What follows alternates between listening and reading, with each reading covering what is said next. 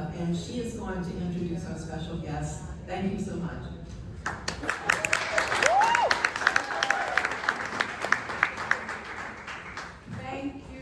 Thank you, WFN. In the true African spirit, we will say in our different dialects, Habari, Muzuri, Murishani, Makati, good morning, bonjour, como ça va?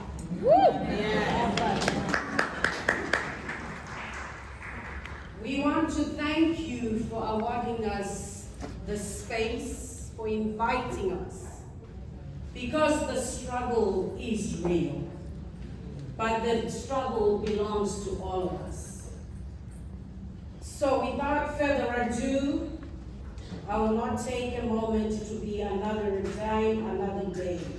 As African women advocates, experts in your own professional careers and catalysts of change, you have created successful organizations.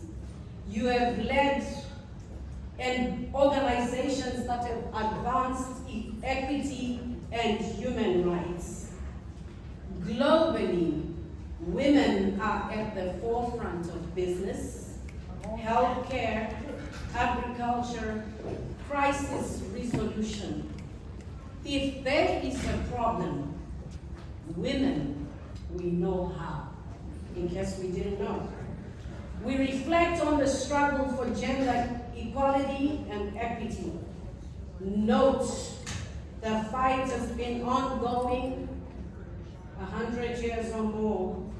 We have made progress in so many areas, but still more work needs to be done. Being African women in positions of leadership and influence, what is being done to reduce the inequality gap between women's emancipation in Africa and globally? So my fellow sisters, as you sit back, I present to you our fellow sisters in the struggle. Their stories matter, so take a seat and be open. We could learn a thing or two. Rita, take it away.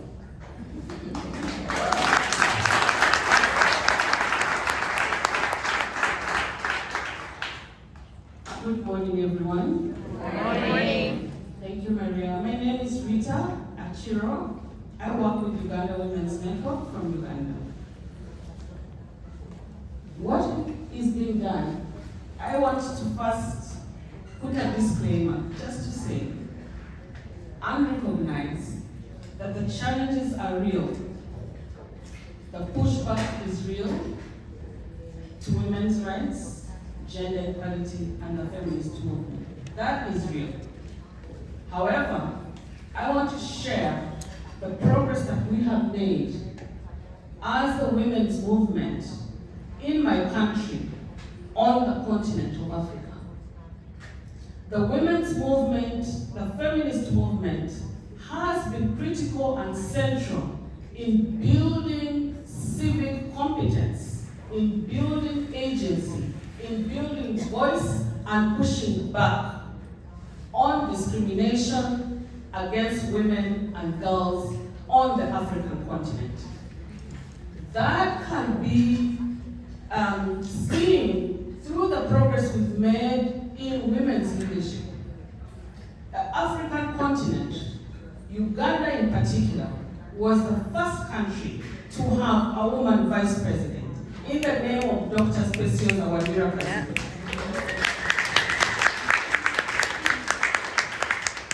And after her, we had Ellen Johnson in Liberia.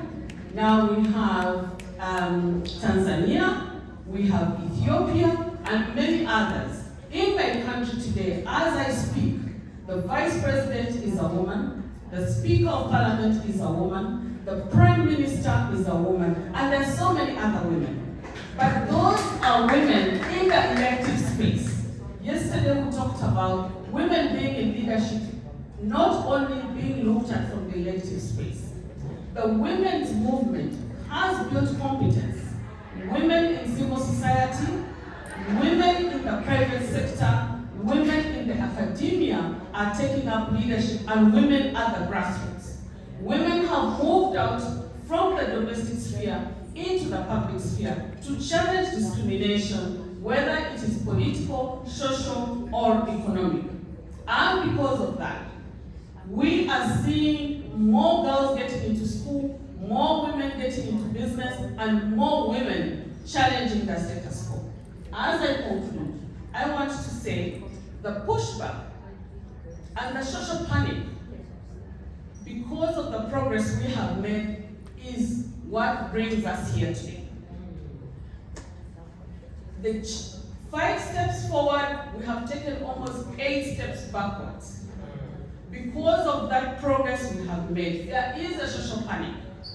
Why are more girls graduating from school? Why are there more women in leadership? All of a sudden, everybody is pushing back. And for that reason, my sisters, the work needs to continue. Thank you very much.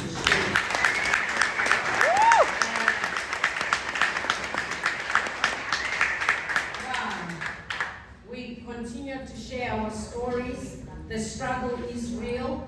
It doesn't mean that change comes over the day or two. We have to work at it. We are part of that change.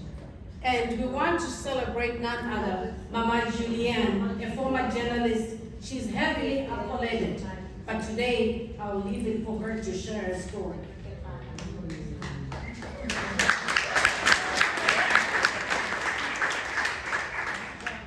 I would like to speak English, but in English I cannot be powerful. I need to speak French.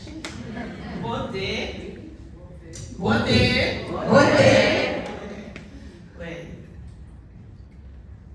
Nous avons besoin de rapprocher la distance entre les femmes. We need to close the gap between women. J'avais déjà une organisation, une grande organisation, mais j'ai vu des femmes qui travaillent dans les communautés mais qui n'ont pas de ressources. I had an organization, a big organization, and I saw women working in communities but without resources. Et j'ai décidé, avec les autres femmes, de créer des fonds pour les femmes congolaises. So that's why with the other women, I decided to create the funds for Congolese women. Parce que les donateurs disent, ces femmes ne savent pas écrire les rapports, ne savent pas gérer, ne savent pas. Et pourtant, c'est elles qui apportent des changements réels dans les communautés pour lutter contre les discriminations, les violences faites aux femmes, travailler pour la paix et ainsi pousser le leadership des femmes. Because donors say that those women, they don't know how to write reports, they don't know how to talk about their conditions, and they are the ones who need help because they are the ones suffering against discriminations, gender-based violence, and so on. Elles transforment réellement notre société parce qu'elle travaille sur les coutumes, elle travaille sur le leadership, elle travaille sur la lutte contre les violences sexuelles dans les communautés directement. And those women are the ones who impact our country because they work in the field to fight against discrimination, they work on custom. Et nous avons des succès. Je n'ai pas le temps pour vous raconter tout ce que nous avons eu. We have a lot of success stories. I don't have time to tell. Il y a des femmes qui sont allées affronter les chefs de guerre dans leur milieu pour leur dire ça suffit, ramener les enfants à la maison. So there are women, they went on the battlefield to tell those chiefs of war to bring back the children at home. Les petites organisations que nous finançons ont formé les filles actuellement qui sont des féministes, des jeunes féministes dans les écoles secondaires qui vont faire le plaidoyer et dénoncer les violences sexuelles dans les écoles et dans les communautés. So those organizations have trained young girls to become feminists and advocate at the level of schools and in the communities. Actuellement, nous avons un mouvement fort des femmes qui travaillent à partir des communautés, qui se connectent dès qu'il y a un problème, même à Kinshasa, comme notre capitale. Toutes les femmes de province sont informées et elles apportent leur contribution pour plaider pour que ça cesse. So there's a strong network of women in the communities, and even in Kinshasa, they communicate together whenever there is a problem. They rally together. Et nous continuons à affronter la guerre. Nous avons plus de 30 ans de guerre dans notre pays et les femmes et les enfants en souffrent beaucoup. We keep going through war. It's been already 30 years, and the people who are the most victimized by the war are women and children. Nous, comme femmes africaines ou femmes congolaises, nous savons nous adapter. Pendant la Covid, les grandes organisations se sont cachées, mais c'était nous, les femmes, qui étaient au front pour apporter des services et sensibiliser, amener les gens où ils doivent avoir des soins. C'est nous, on n'a pas eu peur de ça. So we Congolese women, we were very strong because during COVID, lots of organizations, they went into hiding, and we were the one going into communities and fighting for the population. Il y a toujours un problème pour avoir des financements. Nous avons reçu par exemple 300 appels des projets que les femmes nous ont envoyés. Nous ne sommes capables de financer que 60. Parce que tout le temps, il y a la discrimination. Les bailleurs des fonds ne nous donnent pas confiance. So there's a lot of struggle going on obtaining finances. Et pourtant, c'est nous qui savons les problèmes, c'est nous qui avons les solutions, mais ils ne nous donnent pas confiance. Parce qu'on ne peut pas gérer bien. On n'est pas capable, on n'a pas l'intelligence. Et pourtant, nous avons la They possibilité think de we faire. are not smart enough, and among all the organizations that need finance, only Ainsi, nous avons besoin de solidarité, de soutenir ces efforts des femmes dans les communautés So we need to et d'en parler. Partageons. La langue ne peut pas nous séparer. Communiquons même avec des gestes pour que nous arrivions à porter la voix des femmes partout et à leur donner les moyens. Ce sont ces femmes-là qui ont besoin des moyens dans les communautés pour transformer. Rapprochons le niveau global et le niveau communautaire. So language should not be a barrier. Even through gesture, we can communicate, and we need to support those women and help them thrive.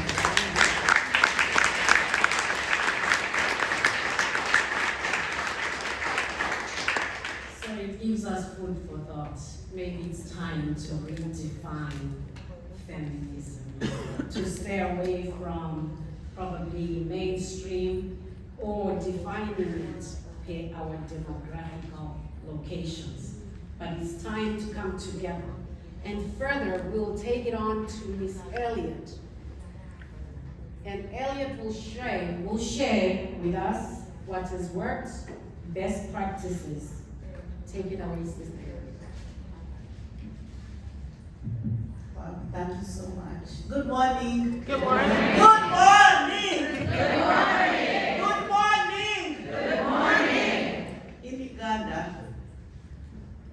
which I think that when women are seated together, the minds are seated. And the men outside are saying, they are only just talking. They are only just talking. What are they talking about? But we have issues. Thank you so much, my moderator. My name is Elliott or Lizara. She will be born. Now I can be born in Washington. Yes, it's hard for me to speak when Rita has just spoken, because my organization is a young organization that Uganda Women's Network has nurtured, and that is Women and Girl Child Development Association. I must say that for the last 25 years, I have been in the women movement since 1999 on 8th December, and I have seen it all. It's hard for now because Rita speaks about the pushback. I have seen the pushback in Uganda and Africa. I'm a human rights defender, I'm a feminist, no ifs, no buts. But it's hard back to our country. Yes, we have had the best practices. The Vice President a woman speaker, a woman, but what is outside? What is the gender language that we have in the community? What are they saying?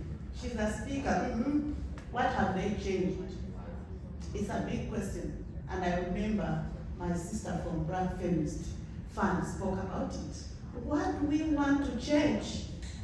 Because the good practices, yes, in Uganda, we have seen a number of women rights organizations speaking and influencing the policies, whether it is human capital development, whether it is technology, whether it is climate change.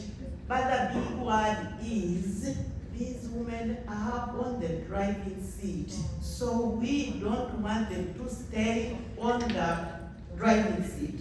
They must go back. They must go back to the kitchen. They must go back to do the gender roles, care, reproductive health, but not make decisions. The practices, yes, we are there. We are all aware that almost in the world, Uganda is the first country to have the gender and equity certificate, that if government is reallocating funds, it should have the gender lens. Money should be money for women and girls. But where is the money? It's a good practice, yes. We have the certificate, yes. But where is the money for women? The good practice, yes, we have had women, feminist organizing back in the country and Africa at large. But the practices, again, being washed away.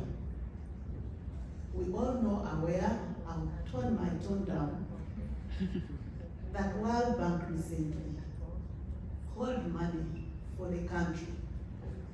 So if we have organized as feminists, and we have the speaker, we have the vice president, but we have over 85% of women in the country, this is Uganda, maybe in Africa, practicing agriculture. And the government is saying agriculture should be commercialized. It's only 20% of women in Uganda, I know Rita bear witness, that owns land. And I must question it.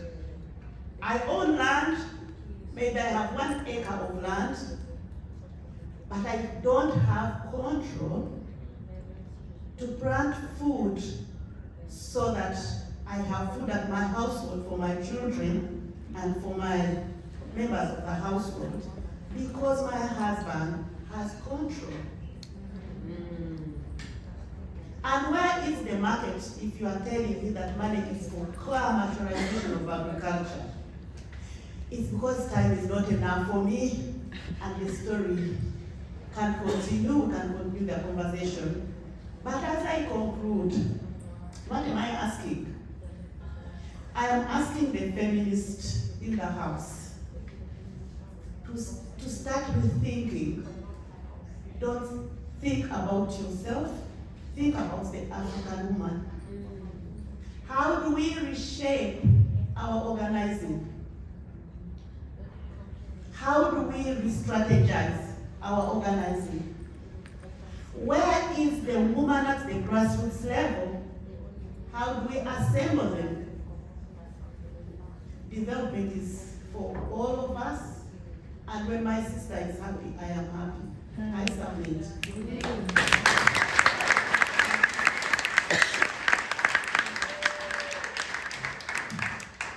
And we'll bring to you Sister Alice Njuki. Take it away. Good morning, everyone. Good morning. My name is Alice Janet Njuki, and I'm the Executive Director of ICON Enterprise Foundation. And we believe that transformed communities are thriving families. So the approach we use is engaging the smallest group within our community, which is a family, and within the family you have a number of members in there. And as she mentioned, we go in to empower the women and the girls, but then we realized that there were some gaps being created and probably challenges at the grassroots as well. For instance, gender-based violence. Women gave feedback saying that what you're doing for us is really good. We feel empowered. We've been able to have some savings, do some business, make money, send kids back to school. But we are having problems with the men. So we had to change the approach and also have the male engagement. So that way we address all the issues that have been raised. And then we do capacity building on leadership, teaching them, guiding them and giving them skills, telling them you can lead together. If a woman is a leader, let them lead, don't suppress them. And then what we do is also we engage the young ones, the children, through school clubs. That way we create sustainability in that we don't only look at the adults, but we have inclusivity for everyone within the family, within the community at different levels. So that's the approach we use, and we believe that not one solution fits all communities. So when you talk about coming up with approaches and solutions for Africa, you still have to break it down into different solutions for specific groups, because they have different beliefs, they have different cultures, and they live in different locations. So we all face different challenges. But we believe coming together, we learn from each other, we share, we see what works elsewhere, and then we are able to apply it on our side to better ourselves as families within communities and our community at large, and eventually the whole nation, and eventually it will be Africa. So that's how we take it. Thank you, everyone, and thank you for this opportunity.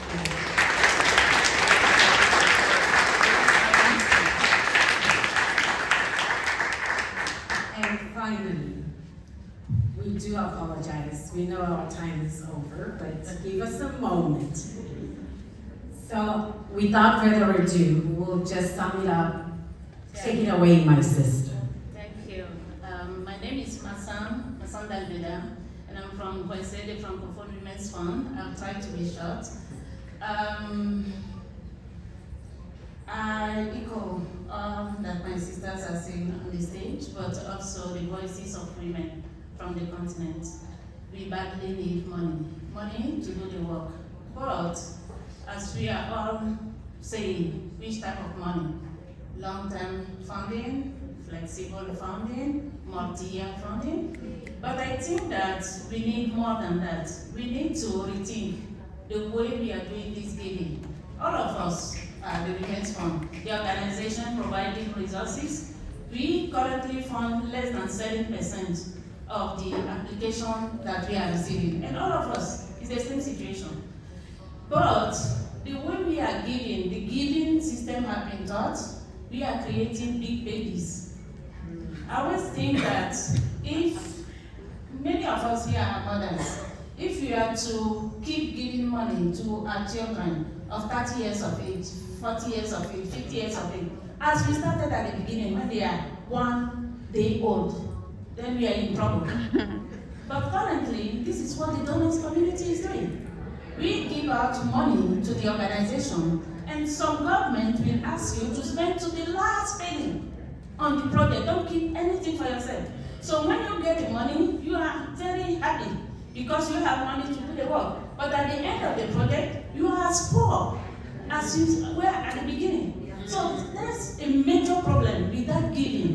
I think that we need to invest in the organization, in their financial resilience, in their capacity to be able to do the work when we withdraw, because however long a donor wants to support a given organization, sometimes they say as long as 10 years. And what happens after 10 years when you are withdrawing? So that's the major situation in which many organizations are finding themselves, although we don't have, all of us, enough money to do the work, but when we do have, at any time in the future, near or far, you are going to get into trouble. And that creates a kind of anxiety, with individually but also at the organization level. How do we sustain this work that we are passionate about? How do we make sure that it will continue beyond the funding that we currently, the small, tiny funding that we currently have? So I think that it is now that we are providing the resources that we need to allow them to take a portion of it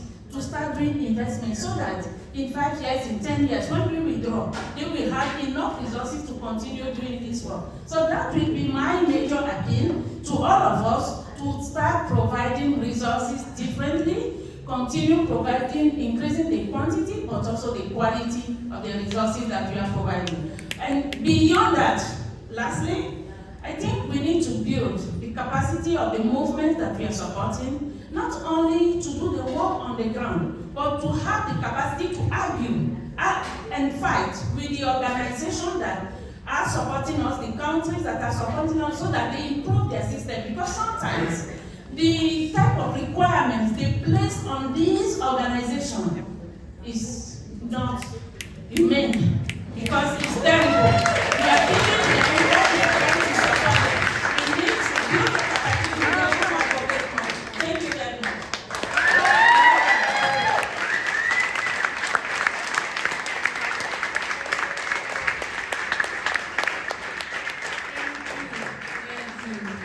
Thank you for bearing with us. And thank you for awarding us this time.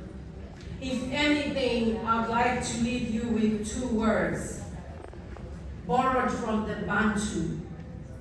And today we will redefine Ubuntu. From saying I am because but instead I want us to remodify it as women, to say we are each other's sisters. Many a time we say, we have heard, I am my brother's keeper, but we want to be each other sisters, meaning we embrace each other beyond the race, the nationality, the different religions and creed. We are women first. The struggle is real. So in essence, from another Bantu term, we will bring umoja, which means together we stand, but divided and fragmented, we will not go anywhere. The movements, the chanting, the drum beating will go on, but change will not come until as women we come together to speak in the collective, beyond the borders, beyond the mountaintops, beyond the seas and the oceans. We are still women. Our struggle is the same. The discrimination goes beyond black and white. So it is the opportunity to redefine feminism today. It's not an African that feminism is not there. We are all feminists.